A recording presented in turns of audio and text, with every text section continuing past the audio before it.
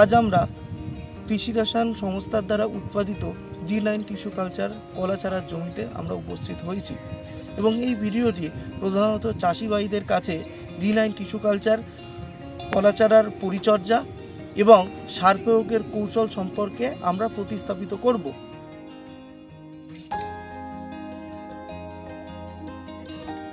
Tissue কালচারের কলার চারা রোপণের আগে জমিটিকে ভালো করে চাষের উপযুক্ত করে নিতে হবে। চাষের উপযুক্ত করবার জন্য জমিটির পূর্ববর্তী ফসল যা যা ছিল সেগুলিকে কেটে 3 থেকে 4 বার চাষ দিয়ে নিতে হবে এবং চূড়ান্ত চাষের আগে মূল সার হিসেবে প্রতি বিঘাতে MOP 242 কেজি, ইউরিয়া 208 কেজি এবং SSP 181 কেজি প্রয়োগ করতে হবে এবং মূল সার প্রয়োগের পরই চূড়ান্ত চাষ দিয়ে জমিটিকে মই দিয়ে সমান করে নিতে হবে এবং সমান করা হয়ে গেলেই জমিটি G9 টিস্যু কালচারের কলার চারা রোপণের জন্য উপযুক্ত হবে।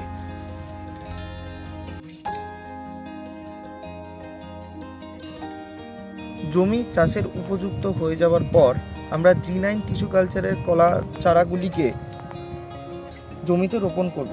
এই রোপণ করার আগে আমাদের 3 থেকে 4 সেন্টিমিটারের গভীরতায় মাটিতে খুপি কাটতে হবে। খুপি অর্থাৎ গর্ত কাটতে হবে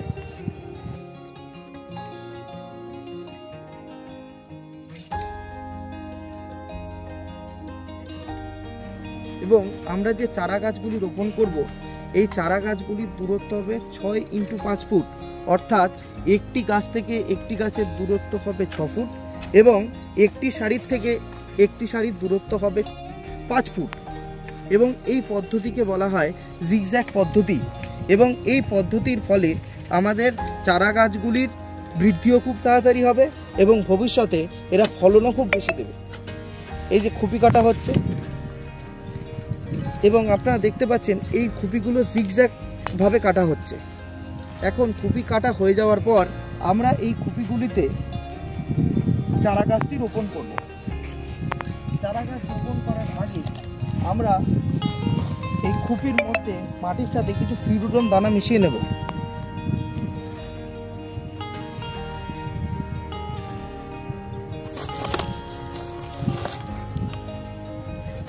ফিরুডন দানা মাটিতে মেশানো হচ্ছে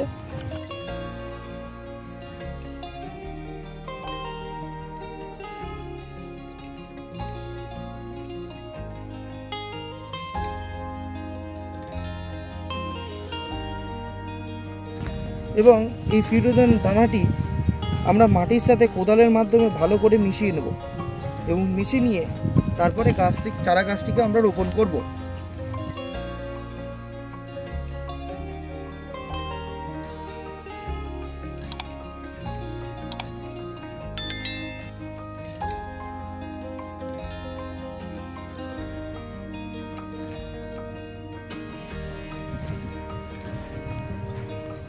খুপি কাটা এবং ফিরুডন দানা দুটোই দেওয়া হয়ে গেছে এবং মাটির সাথে ভালো করে মিশিয়ে দেওয়া হয়েছে।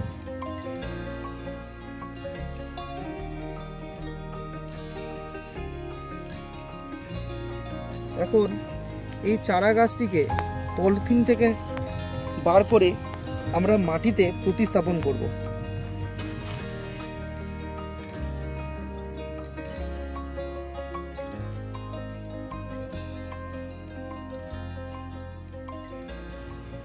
আমাদের চারা গাছটি মাটিতে প্রতিস্থাপন সম্পূর্ণ হলো।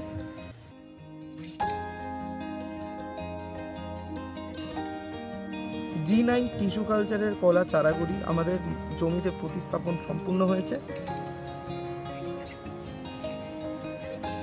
এবং প্রতিস্থাপন সম্পূর্ণ হয়ে যাওয়ার পর জমির অবস্থা বুঝে আমরা জমিতে প্রথম সারটি প্রয়োগ করব। সেই সারগুলি হলো MOP 50 গ্রাম প্রতি গাছে এবং ইউরিয়া 20 গ্রাম প্রতি গাছে। এখন আমাদের গাছে সার প্রয়োগ হচ্ছে।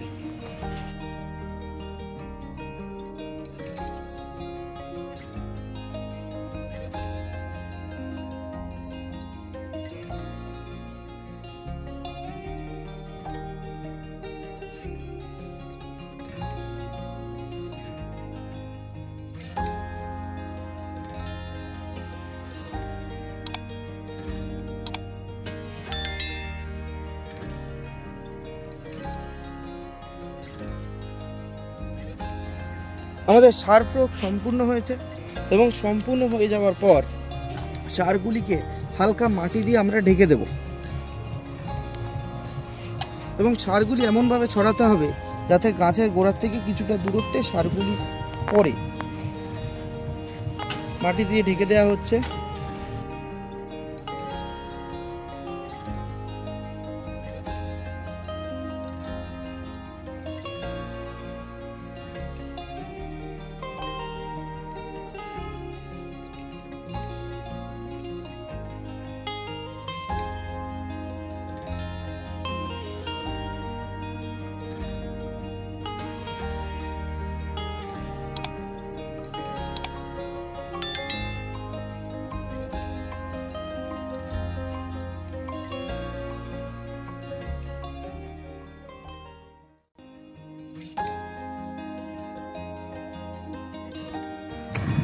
আমাদের প্রতিটা গাছে সার প্রয়োগ সম্পূর্ণ হয়েছে এবং সার প্রয়োগের পর জমিতে আমরা সেচ দিয়ে দিচ্ছি এবং এই সেচটা খুবই গুরুত্বপূর্ণ। এই সেচ দেওয়ার ফলে আমাদের গাছের বৃদ্ধিও খুব তাড়াতাড়ি হবে এবং তাছাড়াও ভবিষ্যতে এর ফলনও অধিক হবে।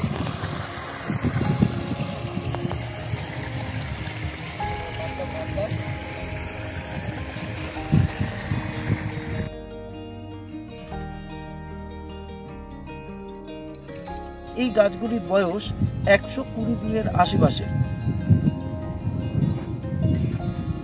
এই যে গাছগুলি আপনারা দেখতে পাচ্ছেন, এই গাছগুলির বয়স 120 দিনের আশেপাশে।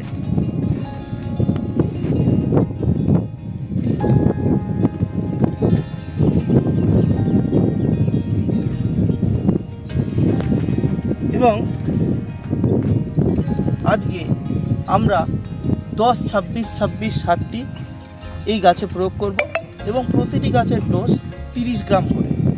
এই হচ্ছে 10-26-26 সার, এই হচ্ছে 10-26-26 সার। এই সারটিকে আমরা গাছের গোড়ায় এখন প্রয়োগ করব।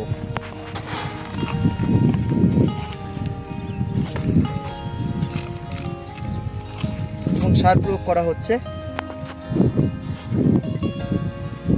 এবং সার প্রয়োগের পর আমরা এই সারগুলিকে হালকা মাটি দিয়ে ঢেকে দেব।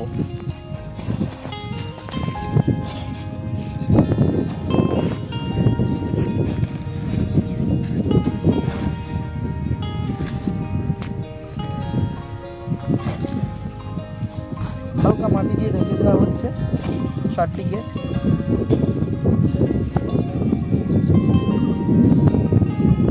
প্রতিটি গাছে সার প্রয়োগ হয়ে গেলে আমরা এই জমিটিকে সম্পূর্ণ জল দেবো, অর্থাৎ সেচ দেবো এবং সেচ দেওয়ার ফলে প্রতিটি গাছের আমরা সুষম বিন্যাস দেখতে পাবো এবং বৃদ্ধিও খুব তাড়াতাড়ি হবে।